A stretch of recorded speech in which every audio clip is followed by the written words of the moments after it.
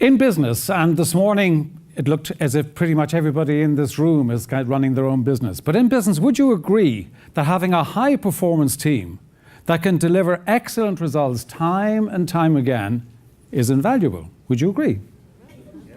Thank you. That was not a rhetorical question. So I'm glad you joined in. It is something that is hugely important. And I was first taught that lesson when I was 13 years old. But I didn't get it then, and I'll come back to that 13-year-old. Many years ago, I was a salesman, and I was a pretty good salesman. And one day I turned up into the office and discovered that the sales director had resigned, and within 24 hours, hey presto, I am the new sales director. And I am so thrilled. I am so excited. I've got the big office, the big car, the big salary. I've got the secretary sitting outside the office. I've got a meeting room table that is bigger than the dining room table that I have at home. And I was just so elated and ecstatic, and I felt that I was on my way to be master of the universe. Or so I thought. Because that elation lasted probably for about 4 days. And within those 4 days, those icy fingers of fear started to clutch my heart when I began to realize that the only thing I'd achieved was the Peter Principle. And I had been promoted to my own level of incompetence. Am I the only one in PSA history ever to experience that? Obviously not. But I simply didn't know what to do. So in that situation, what most of us do is that we do what our predecessor did. So I went and I grabbed all the reports. I grabbed all the statistics from the system.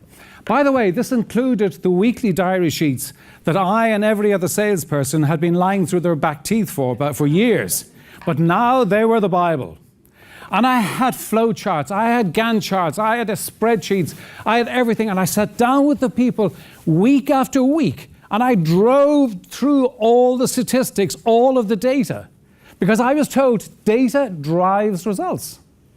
And I was passionate about it. I just really stuck with it. And what were the results? Well, when I took over as sales director, the sales levels were about here. And 4 months later, they were down about here. I was failing miserably and failing pretty fast as well. But fortunately, I had a good mentor who came to see me, and I expected him to waltz in and say, "Oh, hasn't the boy done well?" But instead, he asked me a question that had the effect of letting the air out of the tires. And he said to me, "How do you feel?" I said, "I'm dying." You know that feeling in the pit of your stomach when it just isn't working? When you're not on top of things, where you're just not in control? And he said, "Okay, well, tell me, what are you doing?" So I did. I told him all I was doing with the reports. He said, "Murph, you're drowning in data. All you're doing is focusing here at the end on the results." He said, "Tell me, what comes before results?" And I said, "Hey, I know the answer to that question. It's action." He said, "Yeah, so what comes before action?" I said, "What do you mean?" Well, he said, "It's belief, it's passion, it's excitement, it's motivation, it's energy, it's drive." It's what Celine was talking about this morning.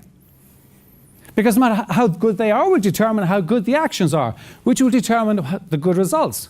He said, "You're all down here. You need to be up here." And he said, "Tell me about somebody who had made a big impact in your life." And I went back to that 13-year-old. And in Dublin, I had a teacher, Mr. Sweeney, who was 5'0" with a very flat Dublin accent like Mrs. Brown.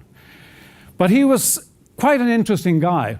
And he gathered this quartet of 13-year-old ragamuffins together, and he said to us, "Guys, you are going to be All-Ireland debating champions." And we said, "Fantastic."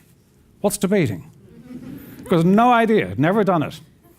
But he said, "I've chosen you out, I've picked you out as being the ones who can really make this happen."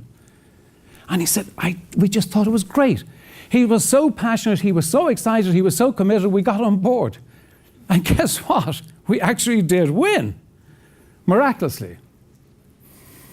And my mentor said to me, to see what he did, he painted a picture, he had very focused passion, and the miracle happened. But he said, you're not painting any pictures. All you're doing is counting widgets. So I went back to my team and I got the team to paint pictures and I got them to work with me and we co-created and we started to paint great pictures. And by doing so, everybody understood which part of that picture they owned and without which it would not be complete. And frankly, that changed everything for me and for them. And I did learn that passionless engagement will at best lead to mediocrity, not what I wanted. And our job as leaders of the future leaders in business and in the world is to create leaders who can actually make change. And it won't be done with Gantt charts and pie charts. It'll be done with very focused passion, because that passion will be the catalyst to make a difference and to change the world. And that focused passion is what delivers to all of us as business leaders those high-performance teams that will produce the results year in, year out. Thank you.